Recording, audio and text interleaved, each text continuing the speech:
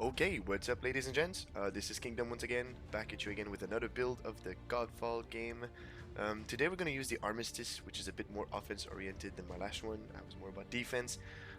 It's pretty interesting where I'm using a hybrid from critical hit strike and weak point damage, which are in, I believe, two kinds of critical damage that you can dish out at the same time, so that's good. Instead of button mashing, I'm going to show you the way it's going to work. You want to open the fights with the parry all the time, especially in the Tower of Trial, just like that, and hit the weak point. As you can see this little tornado around, this is going to be a shockwave that's going to like drop everyone to their feet. And it's very, very interesting, and it improves your survivability as well because you crowd control enemy more often than ever. So yeah, you position yourself better, you open with the parry, you hit them with the tornado, and that's about the build. So without further ado, I'll go and show you what I got. So as you can see on the right here for the attributes, we are going to run a build of 2800 might, which is going to be much higher as soon as we get the equipment we want, 1700 spirit, and 2100 vitality. This is going to lead us to 3500 HP, 754 primary DPS, which is going to crit more often than ever, and secondary DPS we don't care much because we don't get the hammer out. We are gonna have 33% base hit chance, critical hit chance, sorry, and 222 critical hit bonus damage, 191% weak point bonus damage, and the weak point is gonna be procced as often as the critical hit chance. We don't need element, the 7% are just because of the gear, but we don't need to shock people. That's not what the build is about. So first thing first, the Windbleeder. This is a green weapon that you can enchant all the way up to legendary. It reads as, whenever you hit a weak point, you unleash a shockwave that deals 1300 air damage to enemies in front of you. And it also CCs them, it crits them with the weak point thing. 5% critical hit chance as secondary.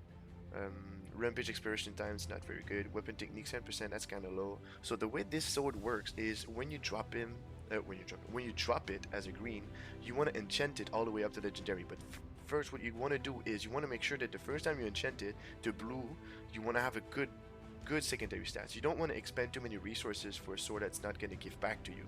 So when I enchanted it, I got the critical hit chance, that was good, and then I kept going. I've got the rampage expiration time. This is not that good, but I really wanted to make the video before dropping a good Windbleeder. So basically I would have waited until I get something like critical hit damage maximum, weapon technique more damage, longsword damage even, you know, stuff like that. Maybe even air damage because it helps for the sword. So if you roll this right, this weapon is going to be the whole center of your build. And now, as a secondary weapon, we're going to use the Vasara, or Vasara, or Vazara. I don't know how you pronounce that, but that's what we're going to use. I'm a big fan of not switching weapon. I do not understand the polarity just yet. I don't like it much. So I like weapons, secondary weapons that still gives you the benefit of their primary attribute when you're using the first weapon. So whenever you defeat an enemy with a weapon technique, you get 427 over health, and it no longer decays. So I'm a big fan of that. It's a huge sustainability. There's a few other honorable mentions that I'm going to show you right after, but this hammer for now is what works the best for me as a solo player because I don't run multiplayer much. So it's very, very useful to stack up some over health. And as for the other honorable mention that I told you about, it's going to be this spear here. Well, you could tweak your build so you use the spear first and you use the sword, the Windbleeder, as a secondary, because this Sunflower Destiny Spear allows you to do the same kind of air damage around you when you hit a shocked enemy, so you would have to tweak your build a bit more to do some shock damage, and you restore as well 152 health whenever you soul shatter an enemy, but that's not very useful. What we want is that shockwave thing, because it's more CC, it's more damage, and you could also put the Windbleeder as a secondary weapon, and it's gonna proc both air shockwaves at the same time. But I've found out that I suck with the pole arm weapon, so I really don't like it, but it has a nice synergy to it. It was worth mentioning. Now for the amulet, we're going to use the Mark of the Duelist. This is a placeholder. It heals yourself of 82 health whenever you perform a critical hit, which is going to be quite often actually. A staple here for the charm, the lunar token, just like the sword, drops out it's a green one. You have to enchant it all the way up, and you want to do the same thing. You want to roll the stats carefully, so you want to make sure you get some nice stats when you upgrade it. Ring of the first sword, so the vitality ring. I'd rather have rings with might but as of now, this is what I'm going to use. It gives you 91 overhealth whenever you hit a weak point, and it synergizes well with the other ring and an augment that I'm going to show you. Second ring is Sway's Embrace. Whenever you hit a weak point, you gain 155 overhealth, synergizes right off with the Eye of the Dragon, and overhealth no longer decays, but we already got that from the Vizara. Archon Steer, classic critical hit chance lifestone and critical hit damage. You want to roll it good. It's self-explanatory. You don't always want to heal yourself just to heal yourself. You might want to do it just to dish out the max amount of DPS you can into these 10 seconds right after. Miss has been the roll for the epic banner. Another one, critical hit chance and critical hit damage banner. You want it up, and it gives you. I prefer this one even if it's level 46 because of the secondary stats that I have on it. Critical hit damage and weapon technique damage is quite neat. Now we're going to switch up to the augments and show you the one that synergizes well with the rings. It's going to be the focus. So you gain 63 overhealth whenever you perform critical hit. So if you count correctly, we're going to have a bunch of overhealth every time we attack, because weak points, critical hits are always going to happen, and killing with the weapon technique gives us 400 with the hammer. So it's very, very interesting. I've put this green there because it helps me out when I open the fights with the parry, which I'm always doing now. I'm more used to the button mashing kind of thing because I had the Warhammer before, and I would just like heavy attack through everything because I could just like stand still and dish and take all the damage I can while dishing it out at the same time because I'm uninterruptible. But yeah, so this is good. It gives you a nice opener of 245 overhealth when you parry. Focus, we just been over it. Twilight Bloom, if it's surrounded by red ones, you can have 83% weapon technique damage bonus, so it's good. I've got some decent secondary stats on it as well. And then Catastrophe, 24% weapon damage, very, very standard. You can switch it for anything else you want, it's just that that's what I got for now. It's not even upgraded.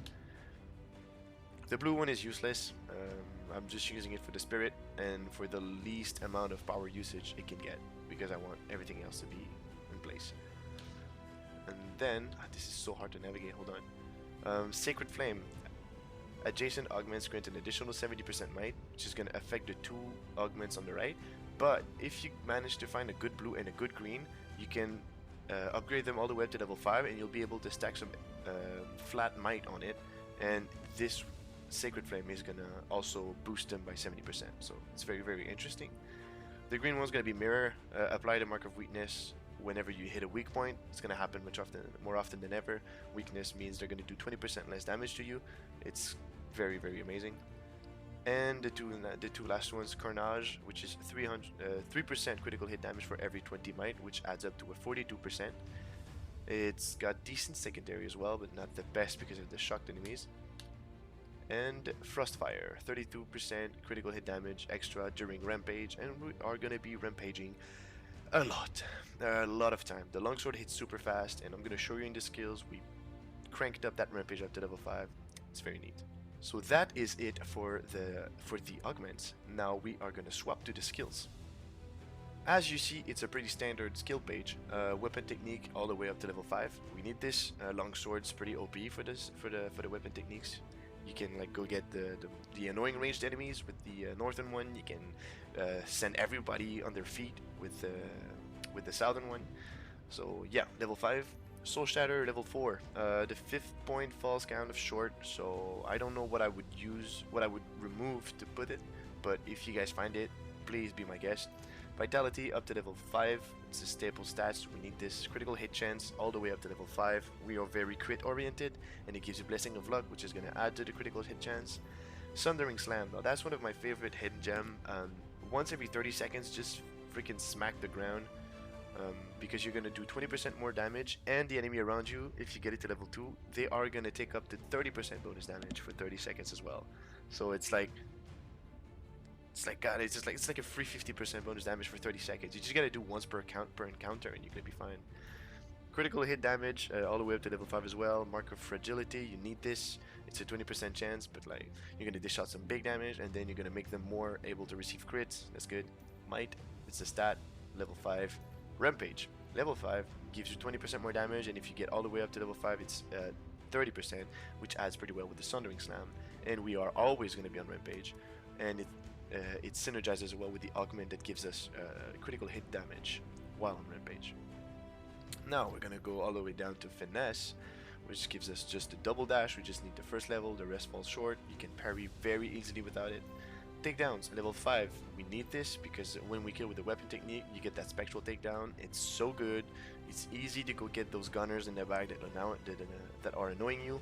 You just kill someone with the weapon technique, you turn around, you LT, and you target them. You just warp on them and you execute. That's very, very good. All stats level 5. It's a staple stat stick. Recovery level 5. You need this for the banner. You need this for the life drain. You need this for the overhealth. You need this for the sustainability when you get those green orbs on the ground. You want that. Resistance level 5, spirit level 5, 2 staple stats, and weak points, the bread and butter. When you hit the weak point, you're gonna knock them down. That's amazing. And you hit a weak point to unleash a shockwave of damage behind the enemy. That's the 5th level, and it synergizes very, very well with the build we have because the shockwaves we're all about shockwaves, really. Alright, so that was it for the build. Thank you very much for watching. Thank you for watching the first one as well. You guys have been nice. Hit me up in the comments if you have anything that you want me to adjust, if you have any, if you want me to try anything, questions and stuff. I'm gonna answer to the best of my knowledge, which is pretty much inexistent, but like I like this game way too much, so I might be able to help you out. So peace out guys, and see you on the next video.